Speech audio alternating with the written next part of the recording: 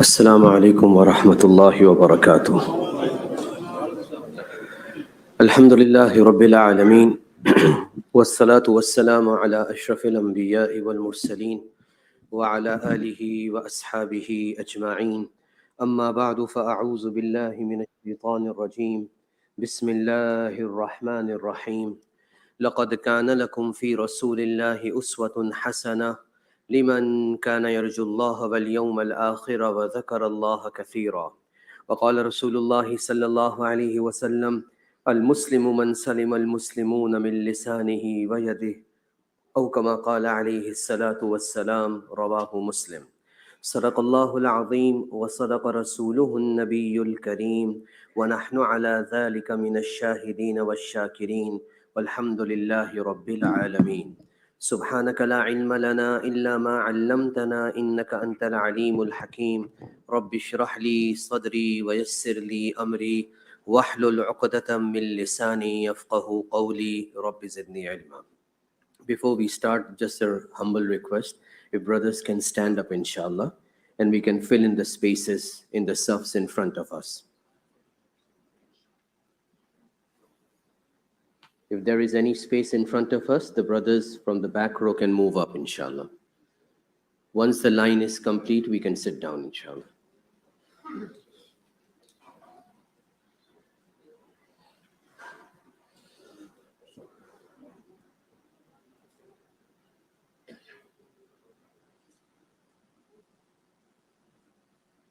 Yes, brother, if you can fill up, inshallah. Jazakallah khair.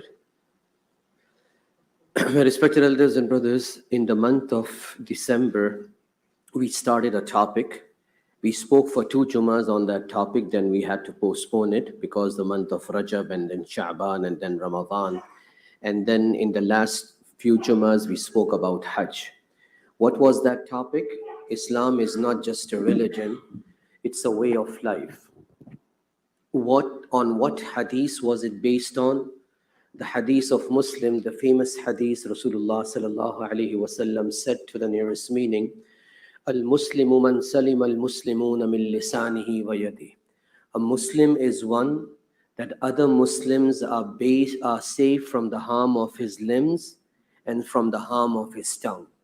So neither our hands cause pain and suffering to others, nor should our tongue cause pain and suffering to others. The topic is based on this hadith.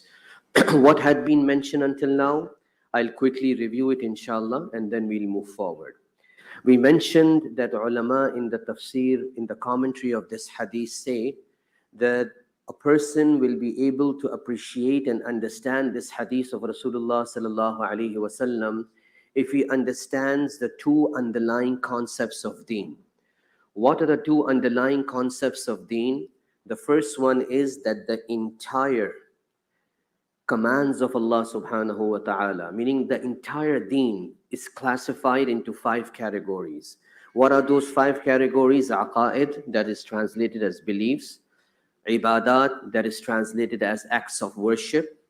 Mu'amalat, that we translate as dealings, whether with Muslims or non-Muslims. Mu'ashara, that we translate as social life. And the 5th and the last one is akhlaqiyat, which we translate as inner ethics. What is inner ethics? Generosity, having care for others, being concerned for others, saving others from pain and suffering. This is inner good ethics.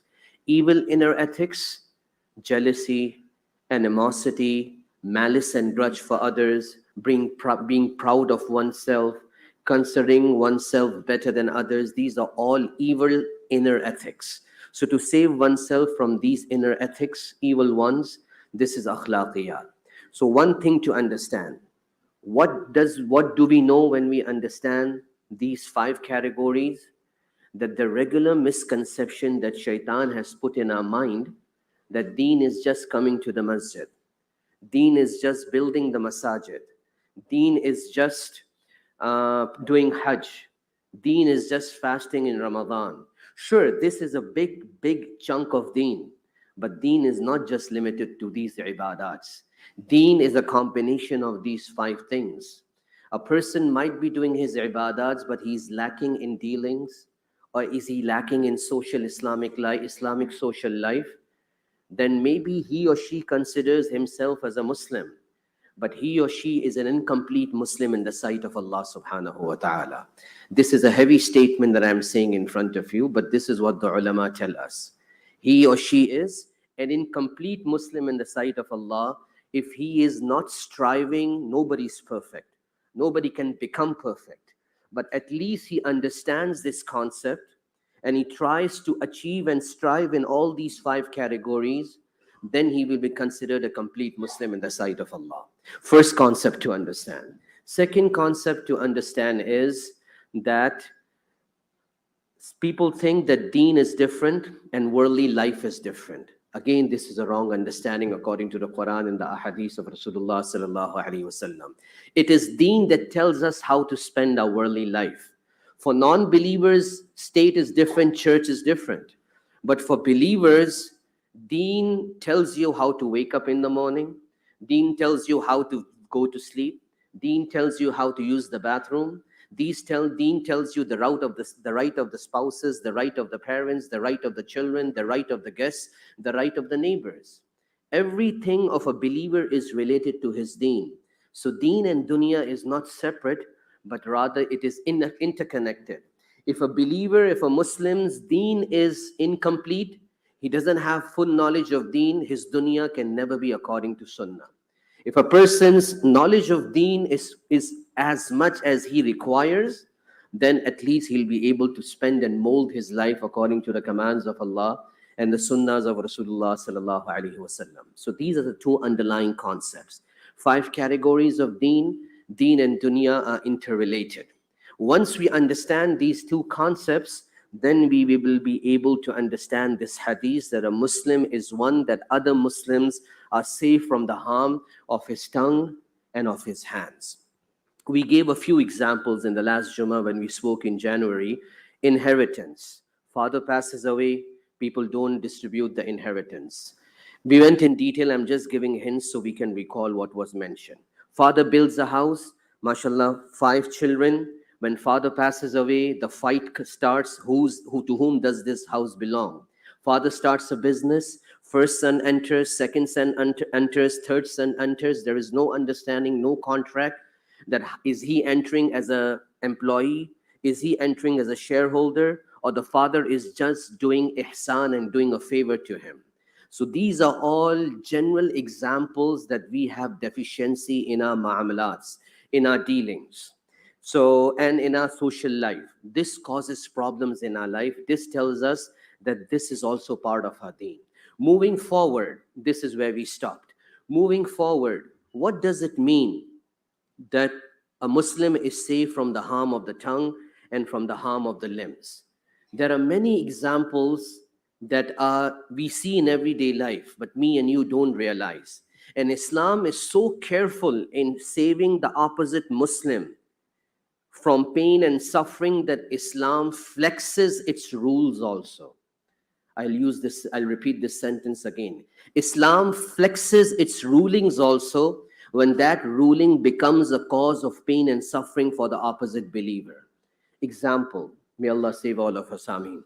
The example is, if somebody ends up in a disease, this is why I say may Allah save all of us. If somebody ends up in a disease that his body starts stinking, he can pray salah, he takes a shower twice a day, but body still stinks. No perfume, no deodorant can stop the stink. And he wants to come to the masjid because he's not handicapped. It's just this temporary disease. Fuqaha have given the example hundreds of years ago in the books. And he wants to come to the masjid to pray salah with jama'ah. He can drive, he can walk. Is he allowed to come to the masjid or not? Now first understand what's the status of jamaat. Praying salah with jama'ah, the ulama have given 2 opinions. Majority of them say it's sunnah mu'akkada, the most emphasized sunnah of Rasulullah sallallahu alaihi wasallam. Some ulama say it's wajib, it's mandatory. So if you don't have a valid reason, now what are the valid reasons? We don't have time right now to go in it, nor is it the topic today. If a person has no valid reason to miss the salah with jama'ah, it is either mandatory or either sunnah mu'akkada on him to come to the masjid and pray his salah. This is not for the men folk, not for the women folk. Now, apparently, he doesn't have a valid reason. Okay? He can walk, he can do everything. So is he allowed to come to the masjid? If he comes, this stink will be a source of pain and suffering for the believers. Nobody will be ready to stand besides him. So Islam doesn't just say that he should not come, it's fine for him to leave the obligation of jama'ah. Fuqaha have written it's not allowed for him to come in the masjid. It's not permissible for him to come to the masjid. He is coming to fulfill a wajib or a sunnah mu'akkada, but in turn he's causing a source of pain and suffering for the believers. So this is more important. Leave the pain and suffering of the believer. Now, please don't fit this example on any situation that comes in your mind in the future and say, Imam Sahib said this. These are specific rulings that we have to refer to the books and to the muftis. The purpose I'm sharing this is that this is the value Islam gives to save others from pain and suffering, not only believers, also non-believers. Another example of causing pain and suffering to others. I'm just giving everyday examples so we can easily understand. A brother enters the masjid. Some brothers are sitting idle, waiting for the Jamaat. Some are reciting the Quran, as is the normal scenario or picture in the masjid when we enter. Some are praying nafil or sunnah. And the brother enters and says, Assalamu alaikum. Where is it written that it's a sunnah or etiquette to give salam loudly when coming to the masjid? There is no such hadith. Yes, this is a part of the etiquettes of the masjid, that if everybody is idle, then you give salam, no problem. But if somebody is praying by doing a sunnah, you are disturbing his farz salah or sunnah salah. If somebody is reciting the Quran, you should not even give salam to him because he's reciting the Quran. Now he has to stop his Quran and he has to reply to your salam. You are causing disturbance to him. Yes, you come in the saf, two brothers here are sitting, and they are idle, you say Assalamu alaikum, and they reply to your salam. This is the etiquette of the masjid. Entering, forgive me for saying this, I have witnessed this many times. Iqama is being given and people enter the masjid and say Assalamu alaikum. This is common sense. So this is causing pain and suffering to others. Rasulullah sallallahu alaihi wasallam gets up for tahajjud salah. Aisha radiallahu anha says the room was so small that if I would spread my legs, Rasulullah sallallahu alaihi wasallam was not able to do sajda. So when he used to go for sajda, I would contract my legs, pull them upwards, and again then spread them when he was done with the sajda. It is mentioned in the hadith when he used to wake up for tahajjud and his noble wives were still resting, he used to be careful that no noise is produced by his actions that would disturb the sleep of his noble wives. Radiallahu anhunna. How much do we take care of our spouses? This is for both brothers and sisters. The normal understanding is, forgive me for saying this, कि बीवी के साथ तो कुछ भी किया जा सकता है. It's fine, she's my wife, I can yell at her, I can shout at her, I can do whatever I want. Something that I consider wrong outside the house, I consider it halal inside the house. This is unfortunately majority of the Muslim brothers and sisters. But this is where Islam teaches us, no, you have to be careful. This is the meaning of this hadith. A Muslim is one that other Muslims are safe from the harm of his tongue and from the harm of his actions. To kiss the Hajar Aswad is an act of worship. The hadith says more or less to the nearest meaning, a person who kisses Hajar Aswad, the black stone, Allah forgives all his sins, as if the stone absorbs the sin in itself. But if you hit someone, if you push someone, or if you become a cause of pain and suffering while going to kiss Hajar Aswad, forget about the sins being forgiven. You will get a sin because you are causing pain and suffering to others. These are the examples, everyday examples that you can understand and appreciate to understand what is the meaning of this hadith of Rasulullah sallallahu alaihi wasallam. Praying sunnah after the first salah. Sometimes we stand in a manner that we become a barrier for the person in the first or second saf who wants to leave early, or who is finished with his sunnah, but we are still involved and he cannot leave, he is waiting for our salam. If the masjid is small, I'm not talking about Jummah. If the masjid is small or if the masjid is full, sure, there will always be some barriers. But if it's Asr Salah, it's Zohar Salah, and you can easily position yourself in the sunnahs in the manner behind the pillars, in the corner of the saf, or keep a desk as a sutra in front of you. But no, we don't have this much time to think. We stand in a position that the other person cannot leave. This is, we are causing pain and suffering to others. And my respected elders and brothers, this affects our daily life also. So this is what we understand as the ma'asharat, the ma'amalat, the ma'asharat, yes, the social life. This is what Rasulullah sallallahu alaihi wasallam is telling us, that we shouldn't be a cause of pain and suffering. Last thing, and I'll wrap up in 2 minutes. How can we, these are examples of causing pain from the hand or from our actions or from our feet or from our physique. Examples of causing pain and suffering by the tongue. Everybody understands cursing is causing a source, is a source of pain and suffering. Yelling is a source of pain and suffering. But other than that, something that normally, including myself, me and you, don't realize, we talk in a manner that we break the heart of the opposite person. What does Allah say in the Quran? Ya ayyuhalladhina amanu. More or less meaning in English, O people who believe. Ittaqullah, fear Allah. Wa qulu qawlan sadida. And talk in a straightforward manner. And talk in a straightforward manner. Do not beat the bushes. Do not be ambiguous. Be clean, neat, and precise. What do? While talking, we taunt someone. We are being sarcastic. Everything is included in this ayah. What's the benefit of being sarcastic? What's the benefit of taunting? What is the definition of taunting? Definition of taunting is you speak in such a manner, disrespectfully, but in an ambiguous manner, and that conversation causes so much pain to a person that as if you have physically slapped him. As if you have physically slapped him on the face. This is taunting. And may Allah forgive all of us, Ameen. Today, in today's time, the one who can taunt is considered the most intelligent person. This is not Islam. This is not Deen. This is totally something else. So Allah says, be straightforward. Okay? Now the question arises, what if somebody is doing something wrong? He will still feel bad if I try to correct him. Yes, sure, you have to correct him if it's your responsibility to correct him. You are not a policeman that you have to correct everybody on the street or everybody in the masjid. If that is your responsibility to correct him, then yes, speak in a plain manner, speak with good intention that may Allah guide him, speak in a lovable tone, in a gentle manner, use good words.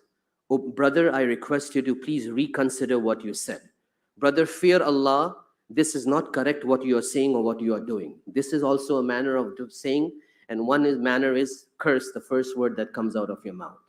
It's a huge difference. You might have heard this saying that even if you speak gently to the enemy, maybe his or her heart would change. So with sincerity, good words, with good intention, it will have an effect. As they say in English, put yourself in the shoes of others. So our tone, our choice of words, and our attitudes, these three things matter. Our attitude, our tone, and our choice of words. If this is correct, there will be more benefit and there will be less harm. This is the meaning of this hadith, that other people are safe from the harm of the tongue and from the harm of the limbs. Ulama have written more under the commentary. So whenever the turn comes next time, inshallah, we'll continue. Whatever was said and heard, may Allah subhanahu wa ta'ala give us the understanding of these things. Ameen.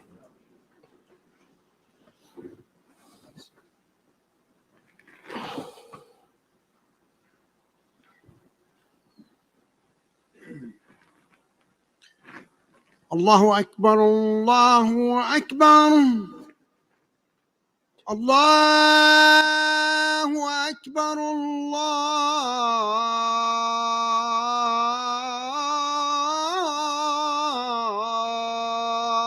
Akbar. Ashhadu an la ilaha